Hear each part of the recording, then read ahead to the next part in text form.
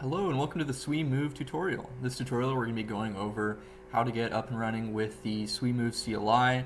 We're going to start with npm and node, and then we're going to get the Move-analyzer going so you can get started developing smart contracts with Move. This tutorial is for Windows, and we are going to go about it a little bit differently than they say to in the documentation on the Sui docs. And the reason is because Windows isn't really a platform that you want to do native code compiling on. It's not really a platform you want to be like developing on.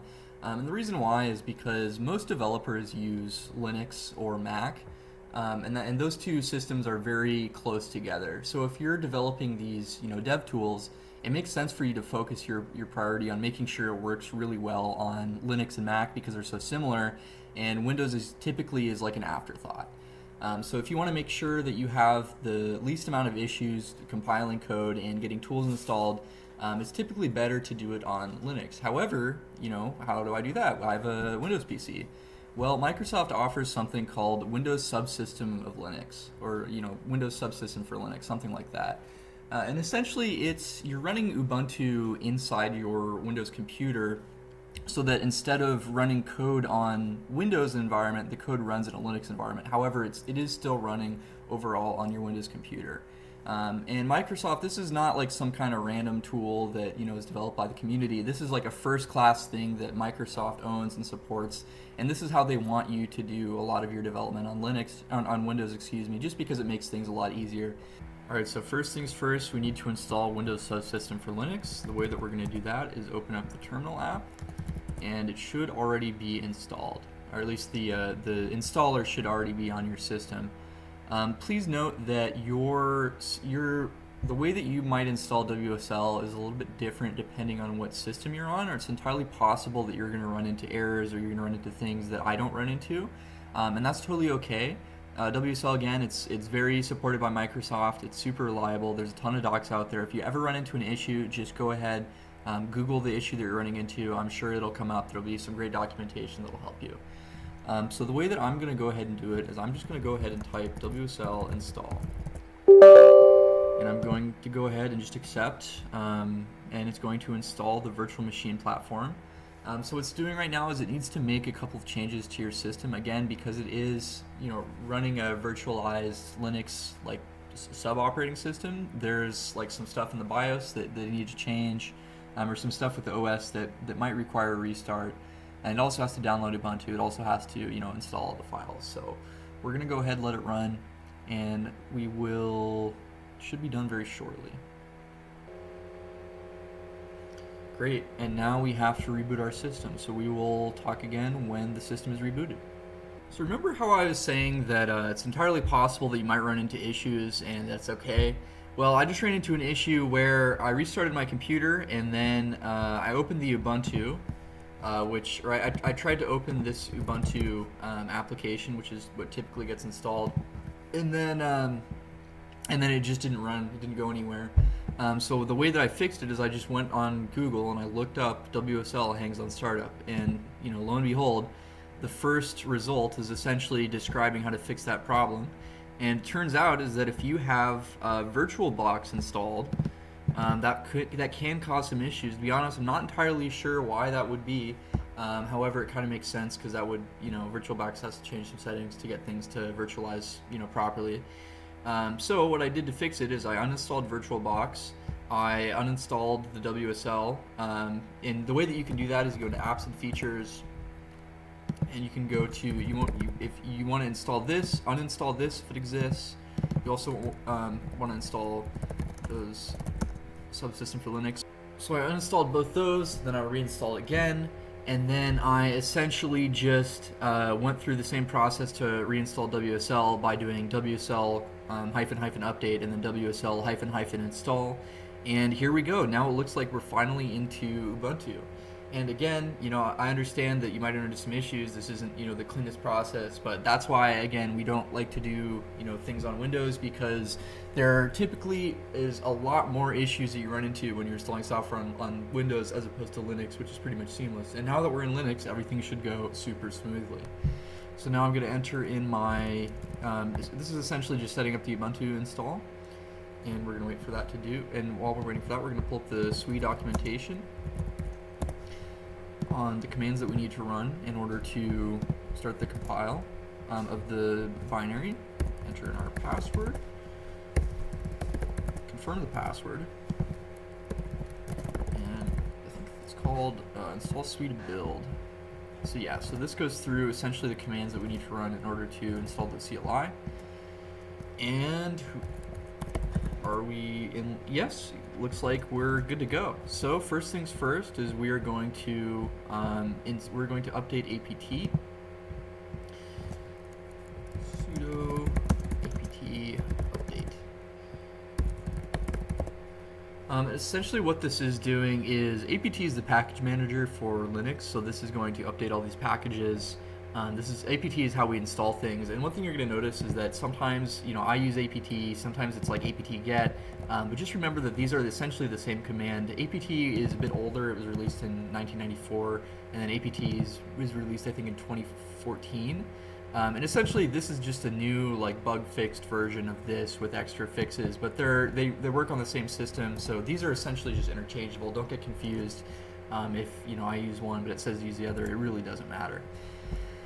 So now that we have updated our apt so it has access to the most recent packages, we're going to go ahead and install all of these dependencies for the Sui binary. And I'm going to do a apt install. I'm going to do something here. Instead of typing out all of these commands individually with apt, you can actually install multiple packages at once by just typing in libssl-dev, by just putting these packages one after the other with space. So you don't have to go ahead and type out the whole thing all over again. libclang-dev, libpq-dev. Does that work? Yes, and we install this whole thing of packages. So what did we actually just install? Well, curl is a command for the terminal that essentially allows you to just download files from a URL. So super simple. The reason why we're downloading all of these is because they're used in the build process by the Sui CLI, and I believe that the Sui CLI it's written in Rust, but it also has to build C++ packages. So that's why we need to also install cmake, GCC. Cmake is it's kind of analogous to a pip or npm, but for C++ and C. GCC is a C++ compiler, and a C compiler. libssl is some libraries that you need to use for networking, because it needs to do handshake. Some of the handshake protocols are contained in here, and cryptography. Pkg-config says it's optional, but might as well install it anyway. Libclang, Clang is also a C compiler. pq, this is some libraries that you need for Postgres to interface with C++. Build essential is a lot of header files for C and other kind of system level stuff like that. So this might take a while. Also, notice that we are going through the Linux prerequisites and not the Windows prerequisites. That's because at this point we are installing this on Ubuntu, which is not Windows, it is Linux. And that is why everything's going to go a little bit more smoothly after this, and we shouldn't have to deal with any issues like what we ran into earlier. So another thing you might want to install that I forgot to mention is G++, and the reason why is because I started building it and then halfway through it errored out with some kind of error about the C++ thing not working. So I just googled it. They told me to install G++. Not entirely sure why you have to do this because it's not mentioned in the Sui docs, but I'm pretty sure that doing this is going to fix the issue, and it did for me, so it should for you as well.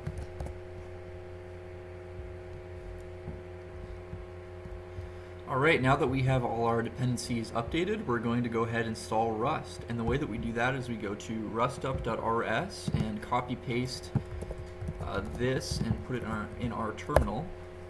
And what we're doing here, and also note that this is the same, I think this is the same command as what is listed in the docs. So either way, it doesn't matter. Hit enter to choose the default option. What we're doing here is we're installing rustup, which is it's a version manager for Rust. So Rust has a couple different versions. The first is nightly. Well, I guess the most important is stable, which is just the normal, long-term, well-supported Rust version. And then there's also nightly, which is updated every single night, as the name implies. It has the most experimental, updates, the latest and greatest, but it also has bugs So sometimes you want to be using nightly, sometimes you want to be using stable. What RustUp does is, let's see, what RustUp does is it essentially allows you to manage all of these different versions of Rust, so you can have multiple projects that require different versions and not have to like uninstall, reinstall every single time you want to change version. So now what we have to do is we have to, even though we installed it, it isn't automatically in our path. So just by typing RustUp, even though we just installed it, this terminal can't see that we installed it. So we have a couple ways of doing that, of dealing with that, and this problem is gonna show up a lot. So the steps here are the same for every time anytime you just installed something, you expect it to be there, but it isn't. You can do one of two things. You can do here, they're telling you to source this environment, which is gonna add it to your path. But you could also just close and reopen our terminal, or you can do something different, which is what I prefer to do. Is you can open a new terminal just by bash, and that's essentially the same thing as closing and reopening it. However, you don't actually have to do all the typing. So if you ever see me do that, that's what I'm doing and why I'm doing it. So RustUp, see. Do we have RustUp? Do we have cargo? Yes, we also have cargo. Let's check what cargo version we have. Cargo version. Sweet, cargo 1.7.2. Sweet, looks good. Now we have Rust installed. Great, now that we got cargo installed, we're going to go ahead and install the actual Sui binary. So what we're going to do is navigate to the bottom of the page. We're going to run this cargo install mistinlab/sui.git on the devnet branch. We're going to paste it in. And here we go. Don't worry about these commands. This was just me, trying some things out. But that is the command that you want to run. It's going to take a while. One thing that cargo does is that cargo is essentially a package manager similar to npm or pip. So it does things like fetch all the dependencies, manage the specific packages you need for a particular project, and it also orchestrates compiling and actually running the source code into a binary and then running that. So what it's doing here is that it essentially has to download all of the dependencies that you are using in a project all the way down the dependency tree, and that can be pretty hefty. For example, in this project, it's about 2,000 packages that you need to download and compile before you can get the actual binary. So that takes a really long time.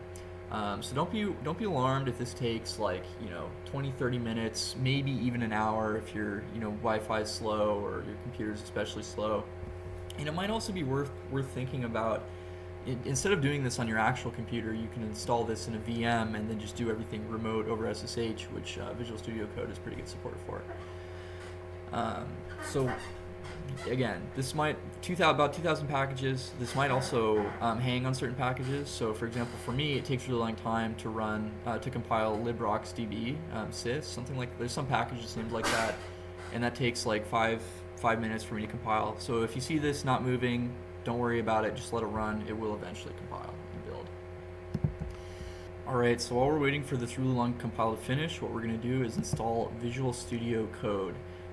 If you don't already have this installed, pretty good chance you already do, but if you don't have this installed, super simple to go. This is a recommended code editor. Just go ahead, click the download button. So I already had the installer, but go ahead and run this. Essentially with this, you just want to click through everything, just click accept, yes. If it asks you for admin permissions or anything like that, just hit yes, okay, trust,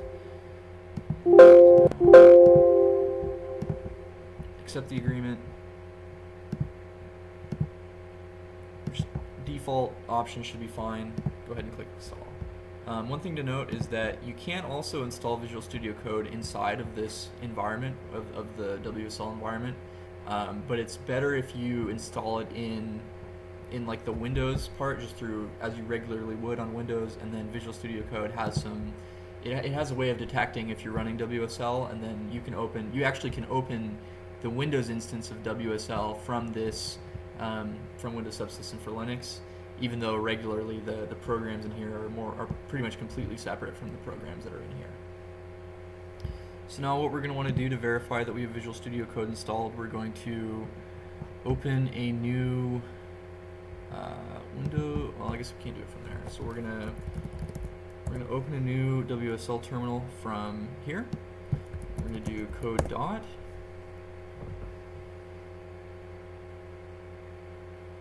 And wait for it to run. And as you can see, even though we ran that command inside of our Ubuntu instance, it actually opened the regular Visual Studio Code, and it has this folder is inside of the WSL instance. So we can go ahead and this is the better way, or in my opinion, this is a little bit easier of using the terminal. So you can open this terminal window by pressing Control-Grave, which is the key immediately to the left of the 1 symbol on your keyboard. And by default, it looks like it does open in PowerShell, but we want to switch it. We want to go to this Ubuntu WSL tab, and this is the terminal that we want to use instead of PowerShell. So now, again, it looks like, who am I? I'm Matt. I can also do uname A, and it says, yep, we're on Linux. So now what we're going to want to do is we're going to install Node Version Manager. See if we can't find the, yep. So what Node Version Manager is it's similar to RustUp, where Node has a bunch of different versions like LTS and most recent that you might want to have. If you just install Node by default, yep, there we go. So if you just install Node by default, it's not the best way of doing it, because if you have one version you want to switch to another just with the regular way, it doesn't always work the best. However, with NVM, it makes it super simple to just change Node versions whenever you want to. And again, same issue, close and reopen the terminal. We're going to open bash. Did it install? Yep, it did. Perfect. So now we're going to NVM install LTS, and that's going to install the latest, like the long-term support. LTS stands for long-term support, so that's the version that the maintainer's guarantee is going to be available and up in the recommended most stable version for the next couple of years. As you can see right now, it's version v18, and we're then going to type npm use LTS, and we have Node. Now we successfully have Node version v18.17.1, which is LTS installed. So now that the Sui binary is successfully installed, it's time to install Move-analyzer so we can get IntelliSense and VSCode. Whether we do that, we're going to copy paste this command, wait for it to run. And again, this might take a while in the same way that the Sui binary did, but it shouldn't be nearly as long as the original binary. Alright, so now that we have the Move-analyzer actually installed on our computer, now we need to make sure it works with VS Code. And so the way we're going to do that is we're going to just open code inside our WSL environment, and then it'll bring up a cold window. Don't worry about the code that I have up. This is just example. You don't need to download anything. You don't need to have it on your computer, just for demonstration purposes. And what you need to do is go into your extensions. You want to make sure that you have this WSL. It'll probably prompt you to install this too, but you want to make sure you have this extensions open, extension installed in the extension tab, and then probably also need to refresh code, reopen it again. And then you'll have these two sections that'll show you the extension that you have installed for your local, which is Windows, and WSL, which is Ubuntu. And you want to make sure that Move Syntax and Move-analyzer is installed for Ubuntu. All you have to do is install Move-analyzer, and it'll also install this Move Syntax part. Another issue that you might run into is it might not work immediately. So the way that we're going to fix that is what we're going to do. You might see an error where it says, oh, it couldn't find the Move-analyzer binary. So what we're going to do is we're going to open the settings. We're going to make sure it's on the remote WSL Ubuntu. We're going to go to extensions, then to Move-analyzer. And initially, by default, this is just Move-analyzer. Which may be incorrect for you. So the way that we're going to fix this is we're going to see where the Move-analyzer binary is actually installed, and note that it's not installed in user bin Move-analyzer. It's actually this. It's actually in this subfolder of cargo as a binary. So what we're going to do is we're going to copy that, paste it in, and probably you might need to refresh Ubuntu again, or excuse me, you're going to need to refresh the VS Code again, and you should get to this screen. Or if you open up some Move code, essentially what's going to happen is you can have these if you hover over something, you can right click, you can go to the definition. Let's say there's a C%, I don't know where it comes from, go to where it's defined, hover over it, look at the type, etc. So it just makes it a lot easier to actually develop in Move. And there you go, we just installed Move-analyzer. If you have any issues with this, just keep refreshing VS Code, keep installing these, make sure that you have these three